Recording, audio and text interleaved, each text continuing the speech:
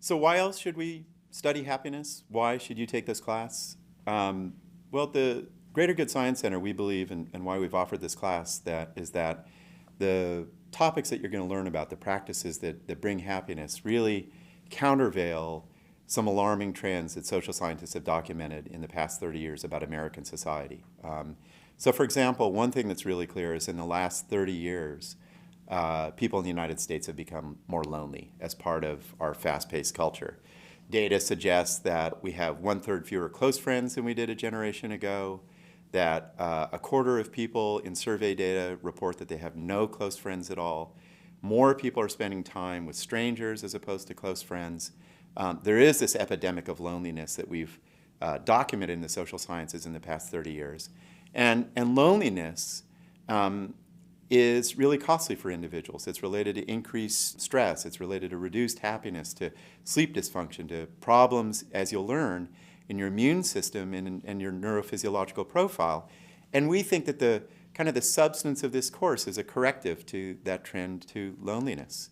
A second reason why we should study happiness, and really with this particular focus we'll be taking on in this class, is it's been pretty well documented that there's been this rise in narcissism and self-focus and self-aggrandizement, in a sense that, I'm kind of the center of the universe. In the past 30 years, there's been a pretty well documented in cross-sectional survey data a rise in narcissism, a rise in sort of the sense that material goods really are the pathway to happiness, when in fact that proves to be an illusion.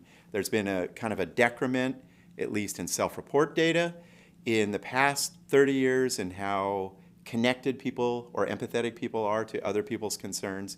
And again, we see the kind of this focus in this class, this new science of happiness, is countering those cultural trends that have really taken place in the last 30 years.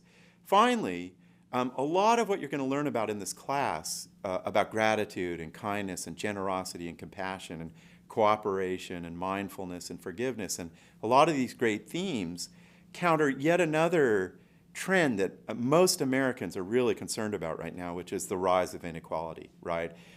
We've learned from different social science traditions that really the only incomes that have risen in the past 30 years are really those of the top 1%.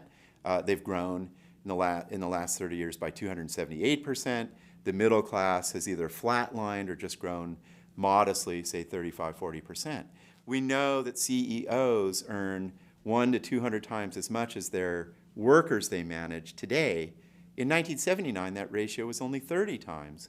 Americans care a lot about inequality for very good reason, because as you'll learn in certain parts in this class, inequality sort of costs a culture in terms of its happiness, its physical health, how well kids are doing, the conditions of their immune system, whether they're getting along on school playgrounds.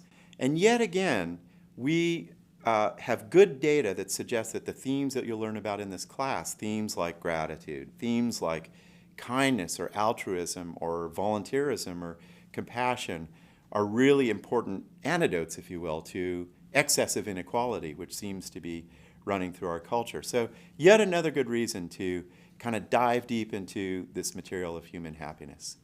So what we're doing next is we'd like you to think about the following thought experiment, which is a famous thought experiment in the philosophical tradition of thinking about happiness, which is imagine you had some kind of device that you could attach to your belt. It would tap into your neurophysiology, and you could press a button, and it would make you happy as much as you want to be happy, whenever you want to be happy.